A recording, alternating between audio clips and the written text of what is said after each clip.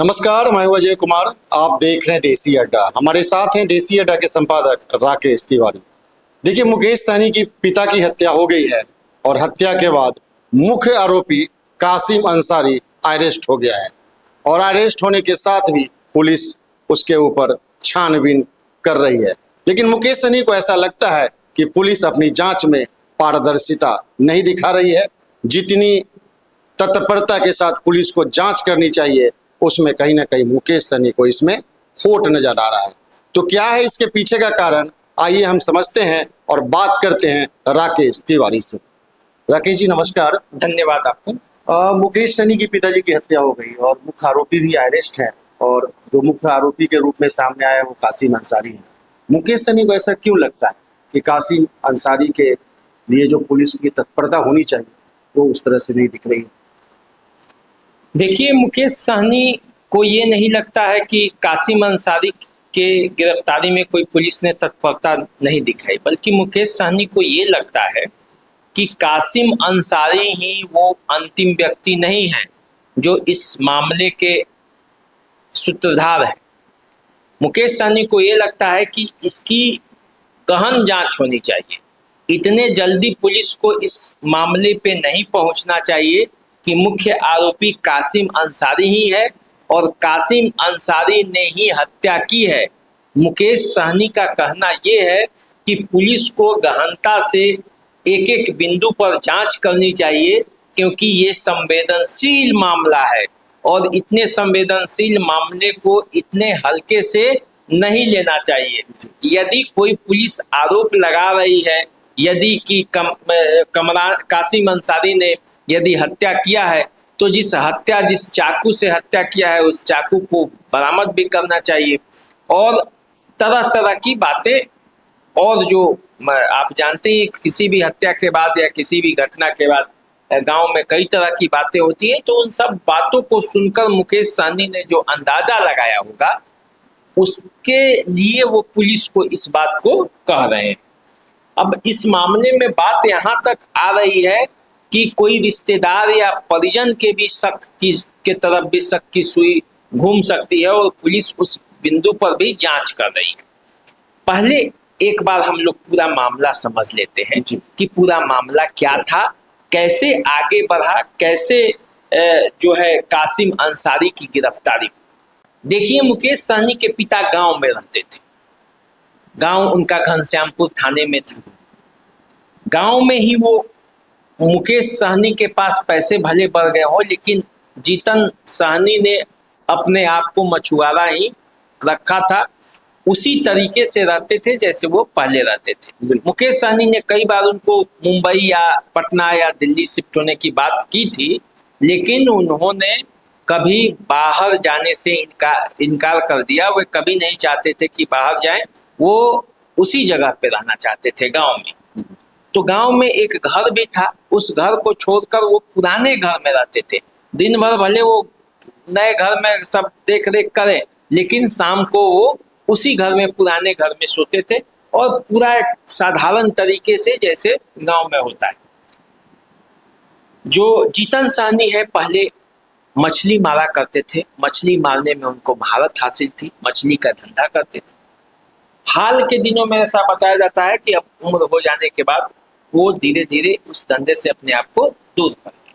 लेकिन पैसा चूंकि उनके पास था, पुत्र के पास भी पैसा है, तो वो मदद करते थे और सूद पे पैसे चलाते थे।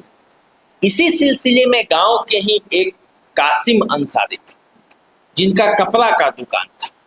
उसने अपना जमीन गिरवी रखा हुआ था कपड़े का दुकान चलाने के लिए, और जमीन गिरवी रखा हुआ था किसके पास? जीतन मांझी के पास।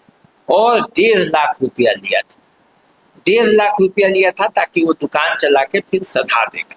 जीतन मांझी ने 4% सूद पे उन्हें पैसा दिया था, लेकिन वो पैसा चुका नहीं पा रहा था क्योंकि कपड़े की दुकान जो उसकी थी वो बंद। अब जीतन सहनी चाहते थे कि पैसा वापस लौटाए, और उसके पास पैसा था नहीं। वो चाहता था कि वो कागज वापस कर दे और किसी तरह से पैसे जो सूद के हैं उसमें भी कटौती कर। हालांकि मुकेश सहनी इस बात से इनकार करते हैं। वो कहते हैं कि पिताजी ने उनको मदद किया था, सूद की कोई बात नहीं थी। लेकिन मामला ये है, घटना के 3 दिन पहले भी, 2-3 दिन पहले एक बार इस मामले को लेकर बकझक हो गई थी, ऐसा कहा जा रहा है। पुलिस ने जो थ्योरी दिया है उसमें ये मामला है।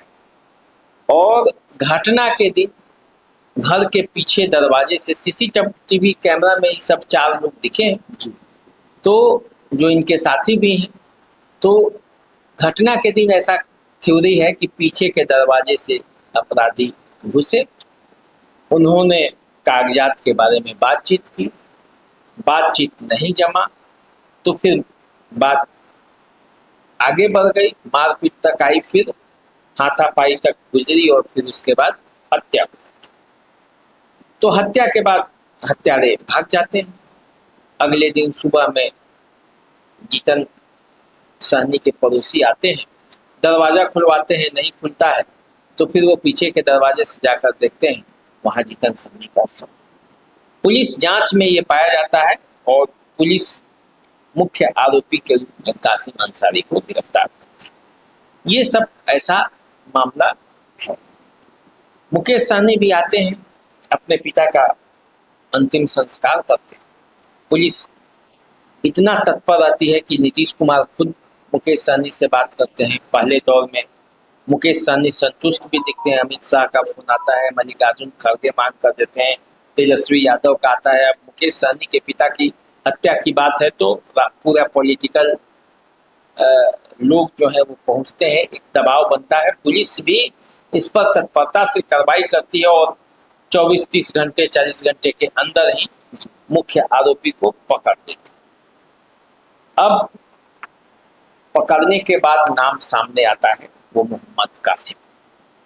जैसे ही मोहम्मद कासिम का नाम सामने आता है, मुकेश सहनी का एक बयान आता है कि पुलिस जो अपना प्रेस कॉन्फ्रेंस में बताई उसके बाद कि उससे ऐसा लगता है कि मुकेश सहनी पुलिस के जो इन्वेस्टिगेशन है उससे खुश नहीं है और वो कहते हैं कि जांच को ईमानदारी से और इतनी जल्दीबाजी में जांच नहीं करना चाहिए।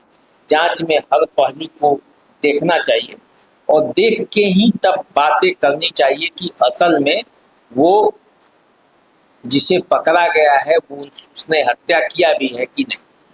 अब और इस मामले में कौन कौन से लोग शामिल है, वो कहते हैं कि मैं नहीं जानता कि उसने हत्या किया है कि नहीं किया है। हत्या कर भी सकता है, नहीं भी कर सकता है, तो इसकी जांच होनी चाहिए। तो पुलिस ने तो अपने जांच में इसे लाया, लेकिन मुकेश सहनी को अभी भी शक है। तो जब जैसे ही ये शक हुआ तो फिर पुलिस के मामले की जांच की जो दिशा है वो उलझ गई और पूरा मामला फिर से एक बार उलझा हुआ दिखाई देता है। जो घटना सुलझी हुई दिखाई दे रही थी वो मामला पूरी तरह से फिर से उलझ जाता है। अब इसके बाद एक सवाल ये भी आता है और ये भी चर्चा हो रही है कि क्या मुकेश सहनी राजनीति की वजह से कासिम अंसारी के नाम को लेकर इस तरह से हमलावर न होकर सुरक्षात्मक दृष्टिकोण अपनाए हुए, और क्या मुकेश हत्यारा के नाम जानने के बाद मुकेश सहनी खुश नहीं? ये सब बातें हो रही है क्योंकि आप देखेंगे तो बिहार की राजनीति में मुकेश सहनी जिस धुरी पर राजनीति करते हैं उसमें अल्पसंख्यक वोटों का एक बहुत बड़ा आधार। मुकेश सहनी मल्लाहों के साथ साथ मुसलमानों को और अति पिछड़े वर्ग के लोगों को जोड़कर एक नई तरह की रणनीति बनाना चाहते हैं। अब जैसे ऐसे में कासिम अंसारी ही यदि उनके पिता का हत्यारा बन जाता है तो फिर एक समुदाय पर उंगली भी उठेगा और उस उंगली उठने पर की समाज में तो तरह तरह के लोग हैं, तरह तरह की बातें करेंगे कि मददगार ही हत्यारा निकल जाएगा और मददगार तो कोई आदमी किसी का मदद ना करे। तो मुकेश सहनी की चिंता इसी बात की है। अब ये भी हो सकता है कि मुकेश सहनी वास्तव में ये चाहते होंगे कि कहीं ऐसा ना हो कि निर्दोष व्यक्ति फंस जाए और दोषी बच जाए। एक बेटा का ये अरमान होता है, लेकिन राजनीति में यदि वो हैं तो उनसे ये सवाल भी लोग कर रहे हैं और लोगों के मन में ये बात है कि कहीं ऐसा तो नहीं कि कासिम अंसारी के नाम सुनकर मुकेश सहनी का जो है वो स्टेटमेंट ये बदल गया। तो यही मामला है और पूरी तरह से अब पुलिस फिर जांच में लगी है। शक की सुई परिजनों तक अब पहुंची है क्योंकि बातें तरह तरह की हो रही हैं। पूरे इलाके में सनसनी है, बिहार में भी अलर्ट है। बिहार में भी चूंकि इतने बड़े हाई प्रोफाइल मामला है तो इस मामले को लेकर तरह तरह की चर्चाएं हो रही हैं। अब देखना ये है कि वास्तव में क्या मामला सामने निकल कर आता है जब पुलिस अपने फाइनल रिपोर्ट पे पहुंचती है और पूरी तरह से घटना का उजागर करती है, तब क्या।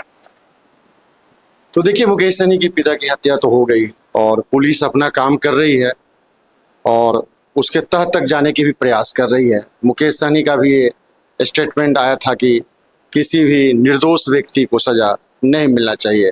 कासिम अंसारी उसके मुख्य आरोपी हैं।